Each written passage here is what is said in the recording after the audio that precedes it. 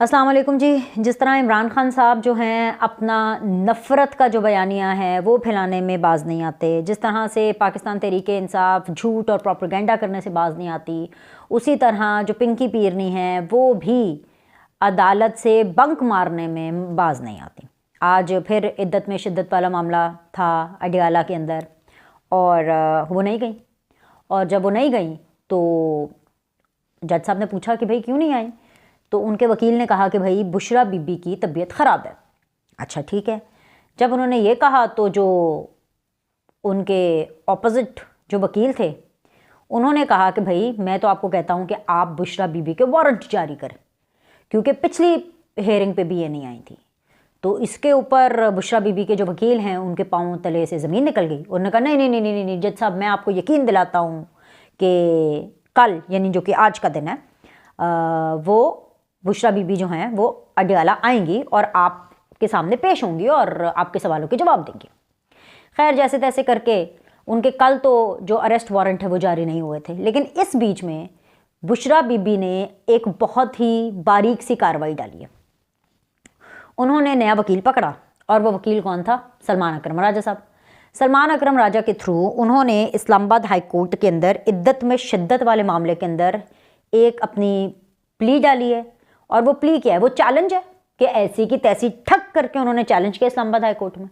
उन्होंने कहा, यानी बुशरा बीबी ने थ्रू अपने वकील ये सलमान अकरम राजा साहब के कि जी मुझे हरासा किया जा रहा है, मुझे डिफेम किया जा रहा है, और ये जो डिफेमेशन जो मेरी इज्जत के ऊपर जो हर्फ आ रहा है ये कोई और नहीं, ये खबर माने का जो कि मेरे साबिक शौहर है ये वो कर रहे हैं। और बाकायदा जो उन्होंने अडियाला में पेश ना हो करके उनके नए वकील ने जो एक नई पिटिशन डाली उसमें पूरी उन्होंने टाइमलाइन बताई कि कब मेरा निकाह हुआ था इमरान खान साहब से, उससे पहले उन्होंने कब तलाक अपनी जो है वो लिखी कि जी इस डेट पे तलाक हुई थी, और तलाक और इमरान खान से निकाह के बीच के अंदर मैं तो अपनी वालदा के घर पे थी। और अब ये जो इसका ओनर्स है वो आप खावर मानेका पे डालें जो कि मेरे साबिक शौहर हैं, क्योंकि वो झूठ बोल रहे हैं और वो मुझे डिफेम करना चाह रहे हैं, तो लिहाजा आप उनसे बोले। तो अगर मैं आपको कहूँ कि सीन क्या है, सीन ये है कि पिंकी पीरनी को एक नए वकील की सूरत में एक उम्मीद मिली है कि जो सलमान अकरम, अच्छा सलमान अकरम राजा साहब वैसे he is very like English and very polished sort of a lawyer, और खैर जाहिर सी बात है वो इलेक्शन भी कंटेस्ट कर रहे हैं, ठीक है। सलमान अकरम राजा जो हैं वो इलेक्शन भी लड़ रहे हैं, और जो सलमान अकरम राजा साहब हैं वो मुझे लग रहा है कि वो इधर जो लाहौर की जिस हल्के से इलेक्शन लड़ रहे हैं उसमें वो फेवरेट भी होंगे। इसमें ये नहीं कि सलमान अकरम राजा का कोई कमाल है, क्योंकि जब वो पीटीआई की तरफ से इलेक्शन लड़ रहे हैं, बल्ला तो है नहीं, वो जो भी निशान पे लड़ रहे हैं इलेक्शन। बल्कि मैं तो ये सोच रही हूँ मुझे तो एक वीडियो इस पर भी करनी चाहिए कि अभी तक किसको क्या क्या निशान मिले हैं, तो मैं कोशिश करती हूँ कि इसके ऊपर भी मैं जल्द एक वीडियो करूँ, बहुत जल्दी हम इसके ऊपर एक वीडियो करेंगे। लेकिन एनीवेज सलमान अकरम राजा साहब की सूरत में बुशरा बीबी को एक नई उम्मीद मिली, और नई उम्मीद के मिलते ही एक नया शिकार और एक नया इल्ज़ाम, और नया शिकार कोई और नहीं उनके अपने साबिका खावंद खावर मानेका है कि अब आप खावर मानेका से पूछे, तो जब पिंकी पीरनी बमुकाबला मानेका होगा तो उसमें आखिरी जोर लगेगा, और जब आखिरी जोर लगेगा तो ये बहुत गंद होने वाला है भाई, ये बॉस बहुत गंद होने वाला है। बिकॉज इस तरह की पर्सनल लड़ाइयों में, और वो पर्सनल लड़ाइयाँ जो कि मियाँ बीवी की होती हैं, और वो पर्सनल लड़ाइयाँ जो कि एक्स्ट्रा मैरिटल अफेयर्स जिसमें डिस्कस होते हैं, जिसमें एक्स्ट्रा मैरिटल अफेयर्स की नौयत उसकी हदें डिस्कस होती हैं, उसमें फिर ज़ाहिरी सी बात है गवाहान भी चाहिए होते हैं। तो मामला ये है कि चाहे वो ओन चौधरी साहब की गवाही हो, चाहे नकाह खां की गवाही हो, चाहे उमर चीमा साहब की ये खबर हो जब उन्होंने सबसे पहले खबर फोड़ी थी, जब पूरी की पूरी पीटीआई ब्रिगेड इनके पीछे चली गई थी, फिर उसके बाद चाहे जावेद चौधरी साहब का जो कॉलम हो, ये सारी चीज़ें भी इन कंसिडरेशन होंगी, इस बारे में भी बात होगी। और खाबर मानेका साहब भी अपने तमाम तर अपने हक से अपनी तरफ, और बुशरा बीबी पिंकी पीरनी के अगेंस्ट वो तमाम तर गवाहान पेश करने होंगे, क्योंकि अब सारा ओनस जो है वो खाबर मानेका के ऊपर डाला गया। तो वो कहते हैं ना छेड़ मलंगा नो, अब मलंगों को छेड़ा गया है, ये मलंगों को छेड़ने की कोशिश की है अदालती मामलात के जरिए।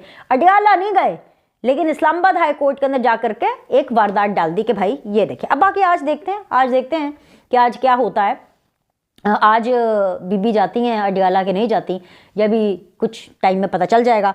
एक तो खैर ये अपडेट मैंने आपको देनी थी। दूसरा, मैंने आपके साथ पाकिस्तान तहरीक इंसाफ का प्लान डिस्कस करना है, क्योंकि प्लान ए फ्लॉप हो गया, प्लान बी भी बुरी तरह फ्लॉप हो गया, अब प्लान सी क्या है, इसकी कामयाबी के कितने चांसेस है, ये मैं आपको सब बताती हूँ। लेकिन इससे पहले मैं आपको बता दूं कि पिछले 2 दिनों से सोशल मीडिया के ऊपर एक खबर तो खैर नहीं, एक वीडियो वायरल हो रही है, बहुत ज़्यादा वायरल हो रही है। और उसके अंदर ये कुछ लोग हैं जो कि आपस में मार कुटाई कर रहे हैं, और खैर वैसे आपस में क्या मार कुटाई कर रहे हैं, वो वीडियो ऐसी है कि कुछ लोग कुछ लोगों को मार रहे हैं। पता चला कि जी ये कुछ पीटीआई सपोर्टर्स हैं जो कि बहुत बुरी तरह पिट रहे हैं। तो खैर आपको पता है कि पिछले 2 दिनों से इतनी मारामारी चल रही थी, ये सुप्रीम कोर्ट की, मतलब वो वाली मारामारी नहीं, मतलब बल्ला होगा नहीं होगा, सुप्रीम कोर्ट क्या है, लाहौर के हल्के टिकट अनाउंसमेंट हो गई, और फिर अभी ये जो अदालती मामला जो मैंने आपको बताया, फिर इमरान खान का रिएक्शन भी लेना था कि इमरान खान साहब ने जब सहाफ़ियों से गुफ्तगू की तो उन्होंने कैसे अपने सर पर हाथ मारे कि ये क्या मेरी स्टुपिड वकीलों की टीम है, क्या स्टुपिडिटी इन्होंने मार दिया, यू नो, इस किस्म की चीज़ें। सो मैंने कहा कि मैं उसके ऊपर पहले बात कर लूँ, क्योंकि असल में डीजल जो है ना, डीजल जो छेड़ बनाई थी पाकिस्तान तहरीक इंसाफ के लोगों ने, उनको वो छेड़ क्यों बनाई वो इस कुटाई से पता चला है। मारने वाले जो थे वो मौलाना साहब के लोग थे, और जिन्होंने मार खाई, और मतलब अच्छी खासी मार खाई, ठीक ठाक कुटम कुटैया होया है, इतना ज़्यादा कुटम कुटैया कि उन लड़कों के खून निकल रहे हैं मुंह से, नाक से, उनको कपड़ों वपड़ों से साफ भी किया गया। ये क्यों हुआ, इसकी नौबत क्यों आई, ये मैं आपको बताती हूँ। नौबत तो इसकी इमरान खान साहब लेकर आए थे, क्योंकि आपको पता है कि इमरान खान साहब ने पूरा कल्चर, एक कल्ट अपनी फॉलोइंग बना के, एक नफरत की सियासत, एक पूरा कल्चर ये बनाया है कि ओए तोए, लात घुसे, गाली, कैरेक्टर असैसिनेशन, और इससे नीचे तो बात ही नहीं करनी। मतलब नॉर्मल पेस पे, नॉर्मल लोगों की तरह, नॉर्मल एहसासात और जज्बात के साथ कोई बात तो करनी नहीं है, ये तो सिखाया ही नहीं है ना पीटीआई वालों को। अब जब इमरान खान साहब जब उनको लगा कि जी कोई उनका साथ नहीं दे रहा, या उनकी पॉपुलैरिटी में कमी हो रही है, या उनका जो फ़ैन फॉलोइंग है उसके ऊपर उनकी ग्रिप कम हो रही है, या उसमें कमी हो रही है, तो फ़ौरन इसको मार दो, ये जिहाद नहीं कर रहा, ये जो मेरे साथ है वो अल्लाह के रास्ते पर नहीं है, जो मेरे साथ नहीं है वो अल्लाह के रास्ते पर नहीं है, जो मेरे साथ है वो अल्लाह के रास्ते पर है, जो मेरे खिलाफ है उनके बच्चों से कुछ ना शादियाँ करेगा, ना उनके बच्चे स्कूल में जाएंगे, ना कुछ, मतलब सब कुछ भी जो वो कर सकते थे उन्होंने किया। उसके नतीजे में हमने देखा कि जब उनकी हुकूमत थी तो एक बहुत ही पॉलिश्ड रेस्टोरेंट इस्लामाबाद के अंदर मुस्तफ़ा नवाज़ खोखर, इन सारों ने ठीक कुट्टा पीटीआई के लोगों को, क्योंकि अपनी फैमिली के साथ थे, और कुछ पीटीआई के ऐसे ही सियासी बेहरा रवि का शिकार जो थे लोग, उन्होंने इनके ऊपर धावा बोला, और जब आवाज़ें कसी तो इन रिटर्न उन्होंने खूब लाते घुसे मारी, मतलब जितना भी मार सकते थे, जितना भी वो खैर कर सकते थे। हालांकि उस टाइम पर मैंने कहा कि नहीं, मतलब मुस्तफ़ा नवाज़ ने अपना कूल खो दिया है, मुस्तफ़ा नवाज़ ऐसे नहीं है, लेकिन क्या करें भाई, बस हो जाती है, ये अच्छे खासे लोगों की बस करा देते हैं।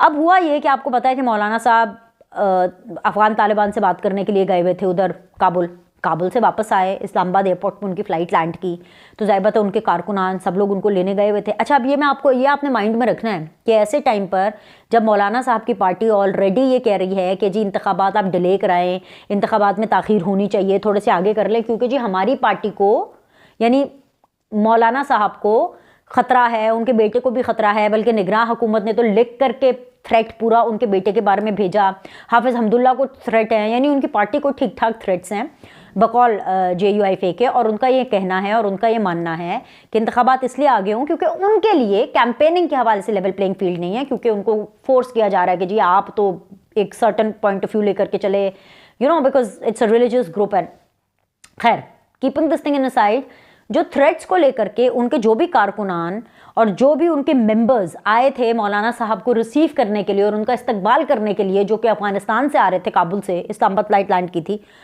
जब वहाँ पे कुछ लोग को पता चला कि तो मौलाना साहब के हैं, उन्होंने डीजल कहना शुरू कर दिया, उन्होंने लिफाफा कहना शुरू कर दिया। बस फिर क्या था, यहाँ डीजल मुंह से निकला नहीं, वहाँ अगलों ने बता दिया कि उनमें कितना तप्पड़ है, कितना गुर्दा मादा है, ऐसी मार कुटाई की। और आपको पता है ये पीटीआई के जितने भी लोग होते हैं बर्गर क्लास के, दुबले पतले मम्मी डैडी से बच्चे, ये तो एक बड़क बर्दाश्त नहीं कर सकते। इन्होंने जो मुक्के थे, जो थप्पड़ थे, वो क्या बर्दाश्त करते, खून खून हुए, नाकों से खून निकले, इनके मुंह से खून निकले, फिर उनको साफ भी किया।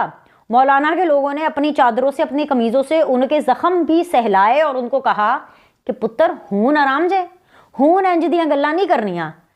अब वो दौर चला गया। ये मैसेज है उन लोगों के लिए भी कि अब वो दौर चला गया। वो खान साहब के साथ अभी दौर अडयाला में बंद है, और वो बंद ही रहे तो बेहतर है, कि जिसके अंदर गाली की और नेम कॉलिंग की और किसी को हरास करने की और ये गुंडागर्दी दिखाने की सियासत होती है। अब बदले में इन रिटर्न कुट पड़ेगी, और ठीक ठाक कुट पड़ेगी। ये diesel is not okay with मौलाना साहब, ये मौलाना साहब के लोगों ने बता दिया। तो ये पूरी मामला है उस वीडियो का जो कि 2 दिनों से वायरल हो रही है, और ये इस तरह से जो डीजल है उसने सही तरह यूथियों को फेंटी चाट दी।